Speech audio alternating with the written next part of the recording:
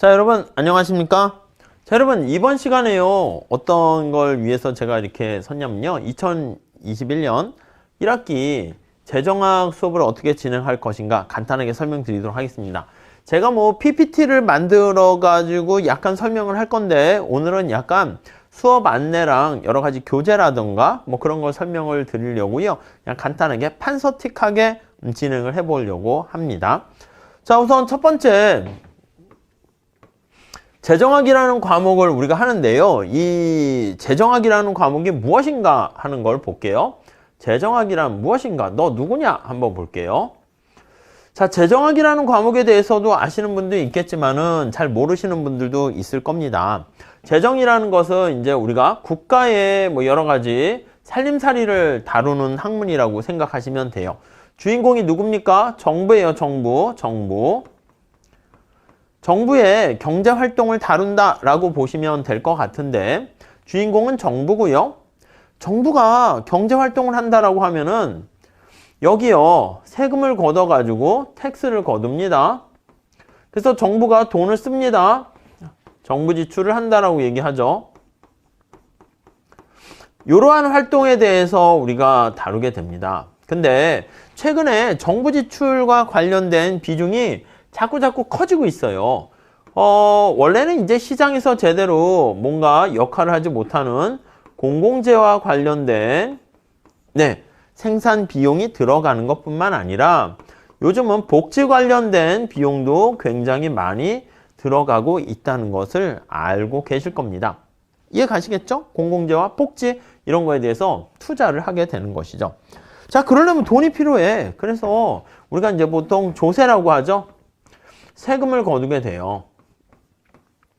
근데 우리가 정부가 돈이 별로 없으면 세금을 거두는 것 말고요, 본드라는 걸 통해 가지고요, 이거요, 국채를 발행한다, 뭐 국공채를 발행한다 라는 거 얘기할 텐데요, 이거는요 이제 빌리는 거야. 이렇게 재원을 조달하는 수단을 마련합니다. 요게 재원을 조달하는 수단이 되고요, 요걸로 재원을 조달해서 그 다음에 정부가 여러 가지 경제 활동을 벌이게 됩니다.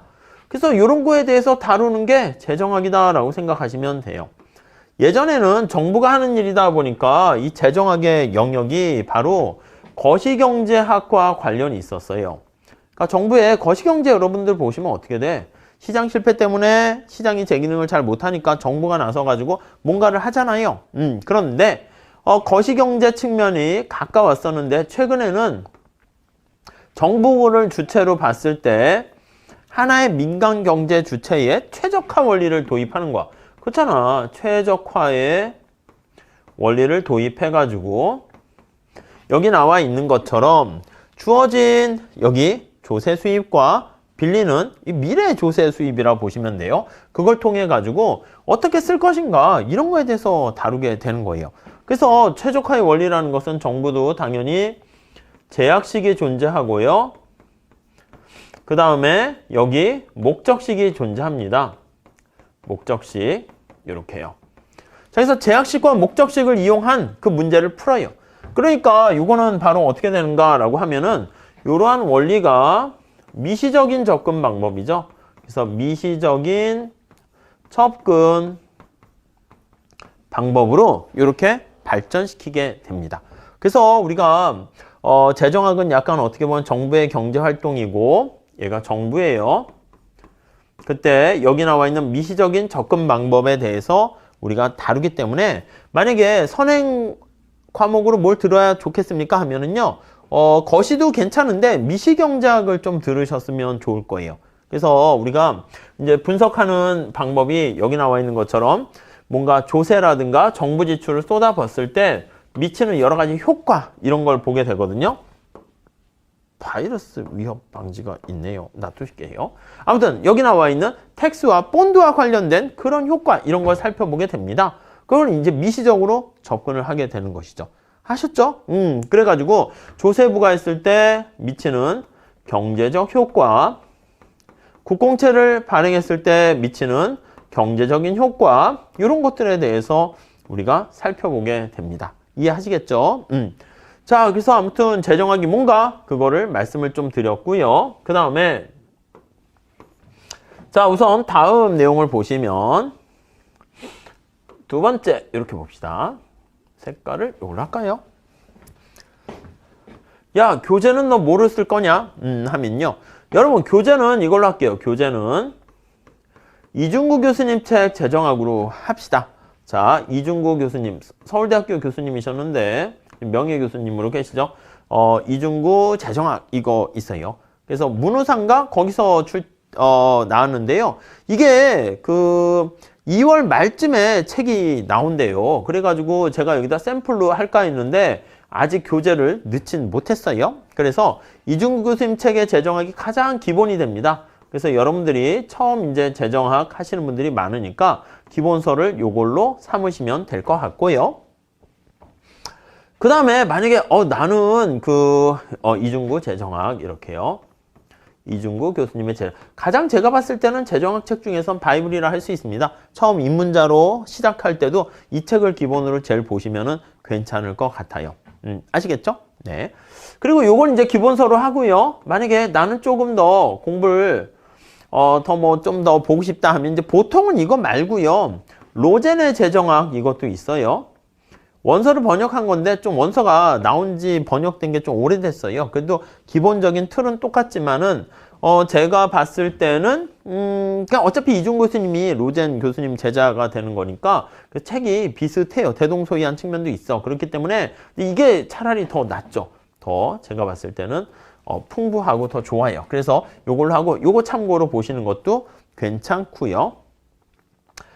네, 그 다음에 뭐 다른 재정학도 임봉욱 교수님 재정학도 있고요. 뭐 다른 책들도 몇 개 있는데 그냥 요런 정도 한번 그냥 보시면 될 것 같습니다. 아셨죠? 그래서 요거 하나만 하시고 근데 우리가 욕심내지 않고 약간 연습이 필요해요. 그래서 중간중간에 수업을 들으신 다음에 요 교재 제일 뒤에 보면 연습 문제 있거든요. 그걸 좀 풀어보세요. 주관식으로 돼 있긴 한데 약간 그 정도 보시면 될 것 같고 그 다음에 저는 객관식으로 좀 이렇게 재정학을 좀 문제를 풀어봤으면 하는 생각도 있어요. 저는 주관식으로 저 시험 준비하거나 뭐 행시 준비한 친구도 있겠죠. 5급 공채 준비한 친구들도 있고 그럴 텐데 아니면 경제학 마인드 측면에서 재정학도 좀 보시면 좋을 텐데 주관식으로 하지만 기본 개념을 잡을 때는 제가 봤을 때는 객관식으로 잡는 것도 괜찮아요. 예, 정답을 맞춘다는 측면에서 뭔가 재미도 있습니다. 그래서 이 객관식 재정학은요. 제가 거기 수업계획서에다가 첨부를 해놨는데 제가 쓴 객관식 재정학이 있습니다.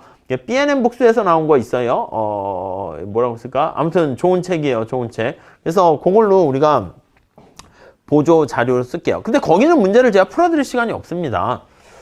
그래서 지금 제 기본 강의는 요 이중구 교수님 책만 이렇게 설명을 하고요.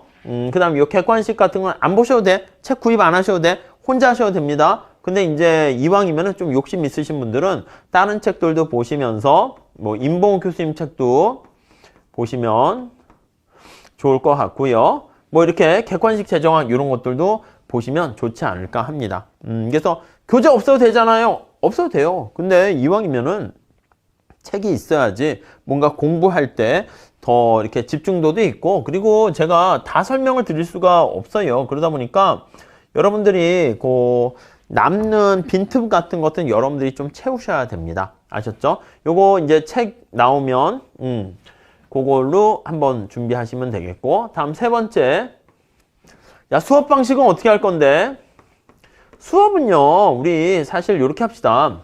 사전 제작해가지고 이런 식으로 제가 온라인으로 제가 올리도록 할게요. 그러니까 이제 비대면이에요. 비대면 우리 수업은 대면 안 합니까?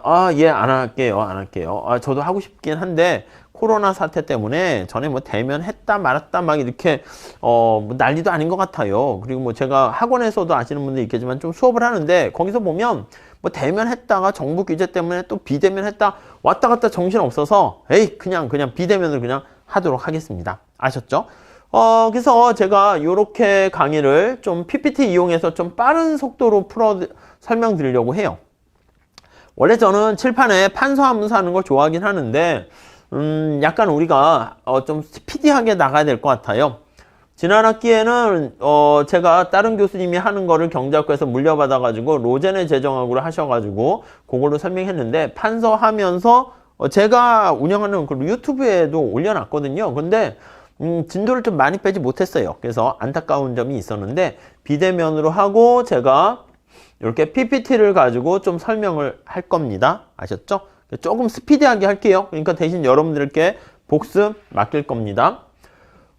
그리고 중간에 이렇게 강의식으로 합니다. 예, 강의식으로 하고요.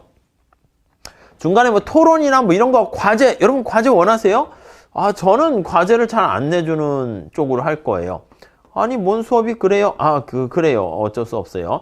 아니, 과제 내는 거는 어렵지 않습니다. 근데, 이렇게 코로나 사태로 인해서 비대면이 많아지다 보니까 주위에서도 교수님들이 학생들에게 이제 미안한 거야. 그러다 보니까 뭔가 좀 또 뭔가를 더 주고 싶은데 하는 느낌이 있어가지고 과제를 많이 이렇게 내주세요. 그래서 학생들 얘기 들어보니까 과제 폭탄이 너무 많이 떨어져가지고 이게 뭐 죽겠다 해가지고 막 휴학할까 하는 친구들도 많더라고요. 그래서 저는 좋아요. 과제 안 내드리도록 할게요. 아니, 물론 내긴 해요. 내긴 하는데 매 시간 내는 게 아니라 이제 뭐 연습 문제로 풀어볼 만한 거라든가 이런 것들 부담 없는 과제를 내겠다 이렇게 보시면 되겠어요. 그러니까 출석만 잘 하시고 그 다음 수업만 잘 들으시고 스스로 여러분들이 이제 뭐 시켜서 하는 게 아니니까 기본서에 있는 연습 문제 좀 잘 풀어보시고 객관식 문제 조금 풀어보시면서 공부를 하시게 되면은 뭐 그냥 그닥 어렵지 않게 이 수업을 끝낼 수 있지 않을까 하는 생각을 해봅니다. 아셨죠?